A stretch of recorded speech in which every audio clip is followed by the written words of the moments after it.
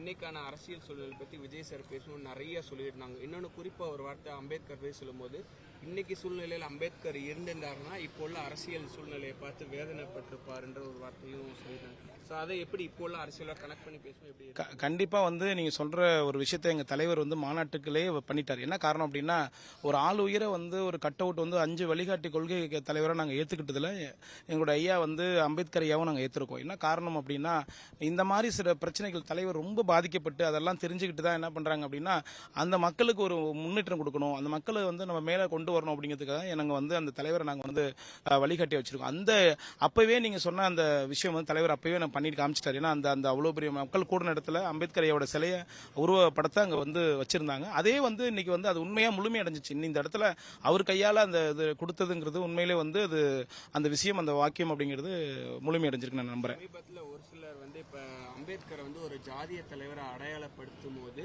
இந்த மாநாடு மூலமா அம்பேத்கர் ஜாதிய தலைவர்ல எல்லாருக்குமான தலைவர் சொல்லிட்டு விஜய் சார் வந்து ஓப்பனாக சொல்லிட்டாரு. நிறைய தொடர்ந்து சொல்றாங்க. அந்த பார்வை இன்னைக்கு எல்லார் மத்தியில் எப்படி ஒரு அழுத்தத்தை உண்டு பண்ணணும்?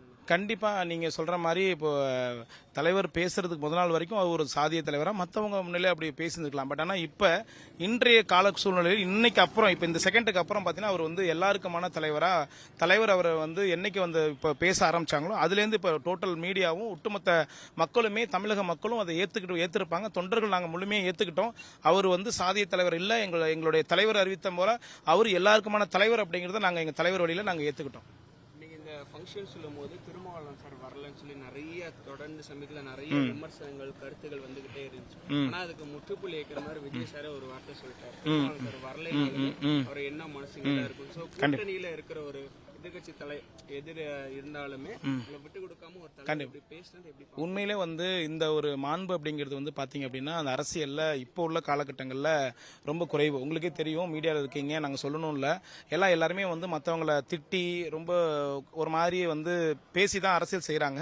அந்த சூழ்நிலையில் இன்னைக்கு நடந்துகிட்டு கூடிய இந்த அரசியல் சூழ்நிலையில் இன்னைக்கு தலைவர் வந்து இன்னைக்கு அவர் உண்மையாலுமே வந்து திருமாவளவன் ஐயாவுக்கு நிறைய வேலைகளோ இல்லை வேற ஏதாவது பணிகள் இருந்தாலும் அவர் வரலனா கூட எங்கள் தலைவர் அவர்கள் ரொம்ப மேடையில் அரசியல் நாகரிகத்தோட வந்து பாத்தீங்க அப்படின்னா நீங்க நடந்துகிட்டாங்க. என்னன்னா நீங்க ஐயா திருமாவளவன் ஐயா வரலனாலும் அவருடைய நினைவுகளும் அவருடைய எண்ணங்களும் இந்த இடத்தை நோக்கி தான் இருக்கும், நம்மளை நோக்கி தான் இருக்கும் அப்படின்னு சொன்னது வந்து ஒரு அரசியலுடைய ஒரு முதிர்ச்சி பெற்ற ஒரு தலைவர் எப்படி பேசுவாங்களோ அந்த வழியில தலைவர் பேசியிருக்காங்க. அது உண்மையிலே வந்து நம் மக்கள் ஒட்டுமொத்த தமிழக மக்களும் இதெல்லாம் நீங்க வந்து பார்க்கணும். அது மட்டும் கிடையாது, இந்த வேங்கவேல் பிரச்சனையை பத்தி தலைவர் வந்து சொல்லியிருந்தாங்க, அது குறிப்பிட்டு சொல்லியிருந்தாங்க. கண்டிப்பா அந்த விஷயமும் இப்போ மக்கள்கிட்ட இப்போ தெரிஞ்ச விஷயம். பட் ஆனால் 2 வருஷமா அதை மூடி மறைச்சு அப்படி வச்சிருக்காங்க. அது இப்போ மறுபடியும் அது போகாம்பரமா கண்டிப்பாக வெடிக்கும். அது தலைவர் அவர்கள் அங்கே செல்வாங்க. உண்மையிலுமே இப்போ அடுத்தடுத்து தலைவர் பேசுறதெல்லாம் எங்களுக்கு பார்க்கும்போது இதெல்லாம் ஏன் இன்னும் எங்களுக்கு இந்த மாதிரி விஷயங்கள்லாம் எங்களுக்கு இன்னும் ஏன் மீடியா வந்து இன்னும் நீங்களும் சப்போர்ட் பண்ணணும், ஏன் மக்களுக்கு இதெல்லாம் கொண்டுட்டு வரல, ஏன் தெரிஞ்சு இவ்வளோ தூரம் இருக்காங்க அப்படிங்கிறது வந்து கேள்விக்குறியாவே இருக்கு. தலைவர் சொன்ன மாதிரி தான் எங்களுக்குமே ஏதோ ஒரு அழுத்தம் காரணமாக இருக்கு. தலைவர் அவர்கள் அது வந்து விரைவில் வந்து இதுக்கு ஒரு முற்றுப்புள்ளி வைப்பாங்க. நீங்க ஒரே ஒரு விஷயமே எடுத்துக்கோங்க, 2026 தலைவர்கள் தலைமையில் நல்ல ஆட்சி அமையும். இந்த எல்லாத்துக்குமே வந்து தலைவர்கள் வந்து ஒரு நல்ல முடிவை தருவாங்க. இது வரைக்கும் போதும், நிறைய பார்த்துட்டோம் தலைவா, திரும்ப திரும்ப திரும்ப அந்த பிரச்சனை சொல்யூஷனே இல்லாமே இருக்கமே. ஒரு எக்ஸாமினேஷன் ஒரு எண்ட் இருக்கணும், ஒரு எக்ஸாமினேஷன் ஒரு ரிசல்ட் வரணும், ஏதோ ஒரு பிரச்சனைனா அதோட முடிவு இருக்கணும். இல்லவே அப்படியே போயிட்டு இருக்கு. நாங்க இது ரொம்ப தீவிரமா நாங்க வந்து இந்த விஷயத்த வந்து தலைவர் வழியிலையும் பொதுச்செயலாளர் வழியிலும் நாங்க பேசி 2026 மாத்தி ஒரு மாறுதல் ஒரு மாற்றம் வேணும். மக்கள் விரும்பிட்டாங்க. உங்களுக்கு தெரியும், மக்கள் எங்க போனாலும் பெண்கள் வந்து ஒரு கட்சியில பெண்கள் வந்து விருப்பப்பட்டு வர்றாங்கன்னா அந்த கட்சி கண்டிப்பா ஜெயிக்குங்க. இது எப்ப நடந்திருக்கு அப்படின்னா எம்ஜிஆர் ஐயாவுக்கும் கேப்டன் விஜயகாந்துக்கும் நடந்திருக்கு. அந்த 2 அவங்களுக்கும் அம்மா ஜெயலலிதா அம்மா இருந்த போது பெண்கள்லாம் கட்சிக்கு வருவாங்க. இப்ப நிறைய பார்த்திருக்கேன், ரீசெண்ட் டைம்லாம் கூட்டத்திலாம் பார்த்தீங்கன்னா பெண்கள் அவ்வளவு வரமாட்டாங்க, எல்லாமே ஆண்கள் வராங்க.